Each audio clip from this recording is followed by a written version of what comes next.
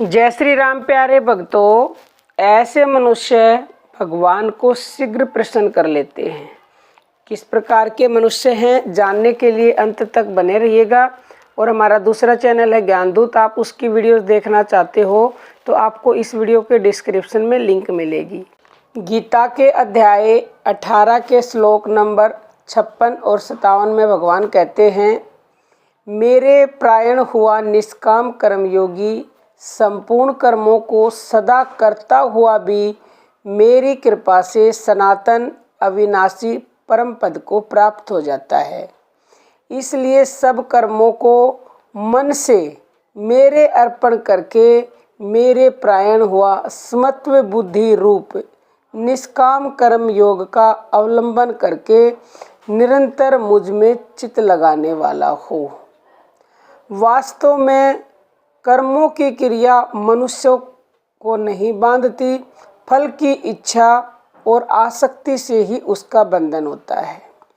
फल और आसक्ति न हो तो कोई भी कर्म मनुष्य को बांध नहीं सकता। भगवान ने स्पष्ट कहा है कि अपने अपने वर्ण धर्म के अनुसार कर्म में लगा हुआ पुरुष सिद्धि को प्राप्त हो जाता है।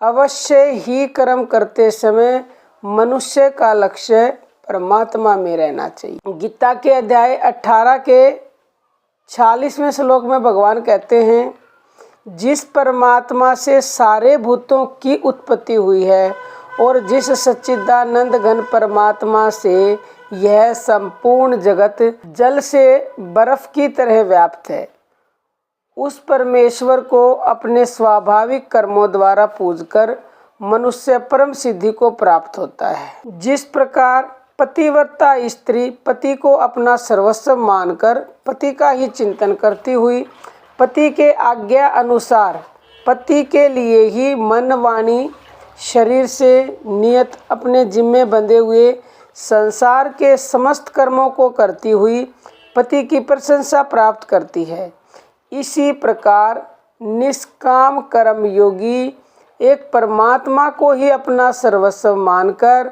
उसी का चिंतन करता हुआ उसी की आज्ञा के अनुसार मन वाणी और शरीर से उस परमात्मा के लिए अपने कर्तव्य कर्म का आचरण कर परमात्मा की प्रसन्नता और परमात्मा को प्राप्त कर लेता है। तो प्यारे भक्तों, जो मनुष्य भगवान को निष्काम भाव से भजता है, यानी कि निष्काम भाव, उसने कर्म किया और उसकी फल की इच्छा नहीं है कोई भी, भगवान की भक्ति भी उसने की लेकिन उसकी कोई किसी प्रकार की इच्छा नहीं है। भगवान गीता में स्पष्ट कहते हैं कि कर्म करो, फल की इच्छा मत करो। तो जो ऐसे मनुष्य हैं निष्काम भाव से भगवान को भजते हैं, जिनकी कोई इच्छा नहीं है, जिनकी कोई आसक्ति नहीं है किसी भी फल में, किसी भी संसार के चीज़ों में, वही मनुष्य भगवान को अति शीघ्र प्रसन्न कर लेते हैं और उनको अवश्य ही भगवान की प्राप्ति होती है निसंदेह। प्यारे भक्तों, अब हम अपनी वाणी को विराम देते हैं। जय श्री राम प्यारे भक्तों।